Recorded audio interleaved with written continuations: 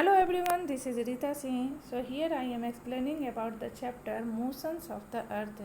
In the last class I was explaining about the seasons. That season occurs due to the position of the earth around the sun. ऋतुओं में परिवर्तन इसलिए होता है क्योंकि पृथ्वी की जो स्थिति सूरज के चारों तरफ बनी होती है उसी के कारण ये सीजन में चेंजेस आता है। हियर इन दिस पिक्चर और in this diagram we will try to know about the equinox that occurred in the 21st March and 23rd September. So firstly we will try to understand with the help of this diagram about the equinox. In this picture we can see that the sun rays here, the sun rays directly fall on the equator on the 21st March and 23rd September, and even the poles neither tilted towards the sun, और यहाँ तक कि poles भी सूरज की तरफ tilt नहीं है, झुकी हुई नहीं है। And on the 21st March and 23rd September the whole world experience equal day and night, and this position of the earth is known as the equinox.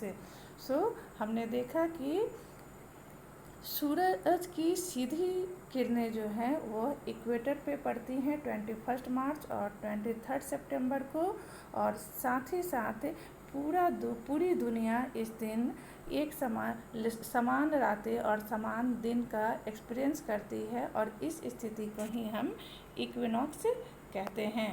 So here we will try to understand about the summer solstice and the winter solstice. So in this diagram it is also mentioned for summer solstice. So in this picture we can see that the sun rays, it is directly fall in the Tropic of Cancer in the northern hemisphere on 21st June.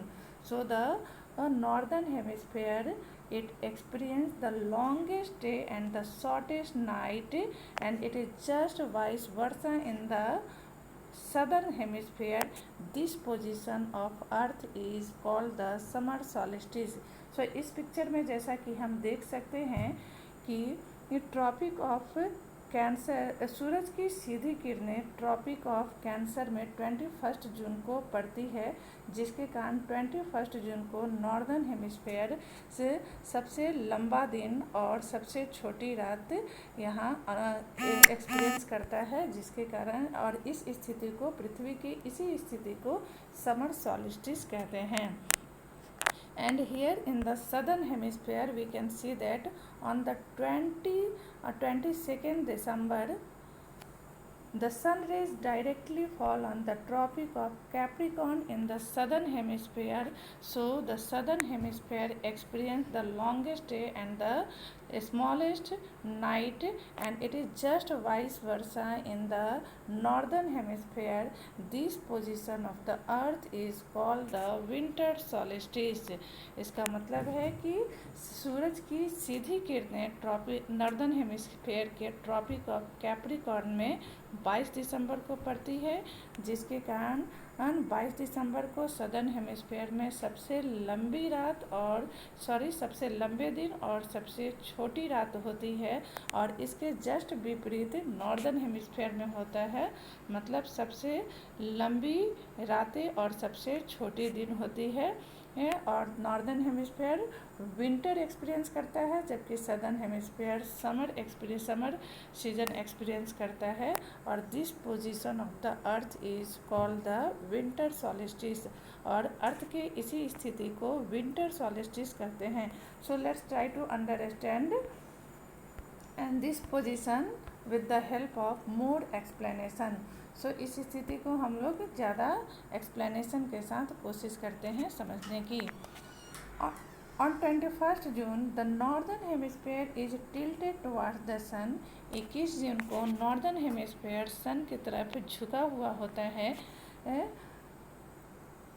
The rays of the sun fall directly on the tropic of Cancer, और सूरज की सीधी किरणें directly tropic of cancer पे पड़ती है, these areas receives more heat, और यह area northern hemisphere की यह एरिया सबसे ज़्यादा गर्मी का अनुभव करती है। The area near the poles receives less heat as the rays of the sun are slanting, लेकिन पोल्स के पास के जो क्षेत्र होते हैं वो सबसे कम गर्मी रिसीव करते हैं, क्योंकि यहाँ सूरज की सीधी किरणें नहीं पड़ती हैं, तिरछी किरणें पड़ती हैं। The North Pole is inclined toward the sun, and the places beyond the Arctic Circle experience continuous daylight for about 6 months. North Pole जो होता है वह सूरज की तरफ झुका हुआ रहता है, जिसके कारण वह एरिया जो आर्कटिक सर्कल के आगे है वो कंटिन्यूस 6 महीने तक डे लाइट को एक्सपीरियंस करती हैं, या 6 महीने इन रीजन में, इन एरिया में 6 महीने तक लगातार सूर्य की किरणें पड़ती हैं। Since a large portion of the northern hemisphere is getting light from the sun, it is summer in the regions north of the equator. और चूँकि नॉर्दर्न हेमिस्फीयर का एक बहुत ही बड़ा भाग गर्मी का अनुभव करता है, गर्मी का अनुभव करता है, इसीलिए नॉर्दर्न हेमिस्फीयर में यह समर का सीजन होता है। The longest day and the shortest night all this places occur on 21 जून, और नॉर्दर्न हेमिस्फीयर के सभी जगहों में 21 जून को सबसे लंबी दिन और सबसे छोटी रात एक्सपीरियंस करते हैं। इसीलिए at this time in the southern hemisphere all these conditions are reversed, और सदर्न हेमिस्फीयर में यह स्थिति बिल्कुल विपरीत होती है। It is winter season there, the nights are longer than the days, this position of Earth is called the summer solstice. So Southern Hemisphere में इसके नॉर्दर्न हेमिस्फीयर के जस्ट विपरीत यहाँ विंटर सीजन होते हैं, यहाँ रातें लंबी और दिन छोटी होती हैं, और पृथ्वी की इसी स्थिति को समर सॉलिस्टिस कहते हैं। Now on 22nd December, the Tropic of Capricorn receives direct rays of the sun as the South Pole tilts towards it. 22 दिसंबर को ट्रॉपिक ऑफ कैंसर सूर्य की सीधी किरणों को रिसीव करता है, और इसका एक कारण है कि साउथ पोल टिल्स टुवार्ड्स इट, और साथ ही साउथ पोल जो होता है सूरज की तरफ झुका हुआ रहता है।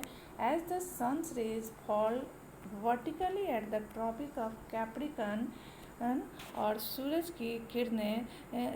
की लंबवत किरणें ट्रॉपिक ऑफ कैप्रिकॉर्न पे पड़ती है।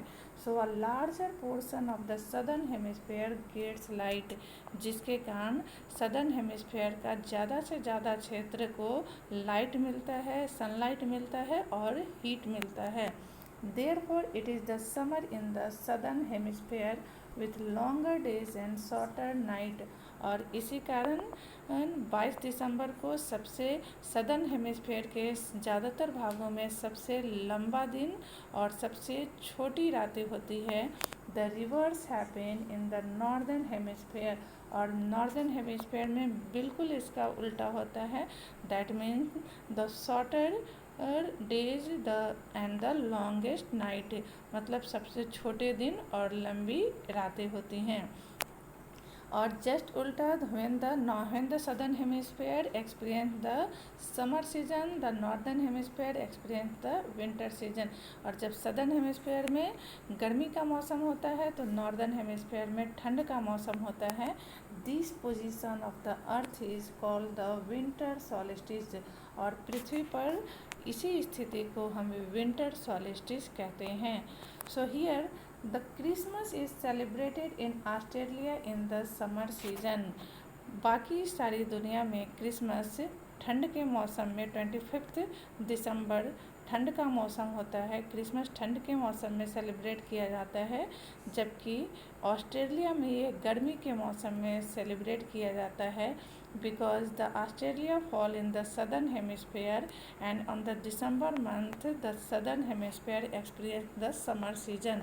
और क्योंकि ऑस्ट्रेलिया सदर्न हेमिस्फेयर में पड़ता है और दिसंबर के मंथ में सदर्न हेमिस्फेयर में समर सीजन होता है, जिसके कारण ऑस्ट्रेलिया में क्रिसमस समर सीजन को सेलिब्रेट किया जाता है। So I am already explained about that the equinox. Now on 23rd September, it is autumn season in the northern hemisphere and spring season in the southern hemisphere. 23 सितंबर को northern hemisphere में autumn season होता है, जबकि southern hemisphere में spring season होता है, and it is just vice versa in the 21 मार्च। और 21 मार्च को ये बिल्कुल उल्टा होता है। That means spring season in the northern hemisphere and autumn season in the southern hemisphere. 21 मार्च को नॉर्दर्न हेमिस्फेयर में स्प्रिंग सीजन होता है, जबकि सदर्न हेमिस्फेयर में ऑटम सीजन होता है। So here I am explained about the whole chapter about the revolution and the rotation, and due to the rotation the days and night occurs, and due to the revolution the changes of the seasons occur on the surface of the earth. So rotation के कारण दिन और रात में परिवर्तन होता है, और रेवोल्यूशन के कारण ऋतुओं में परिवर्तन होता है। गर्मी के मौसम से हम ठंडे के मौसम में, स्प्रिंग सीजन में और ऑटम सीजन का एक्सपीरियंस करते हैं। So this chapter is completed. Hope you would like the chapter and do the comment if you want. Thanks for watching my videos.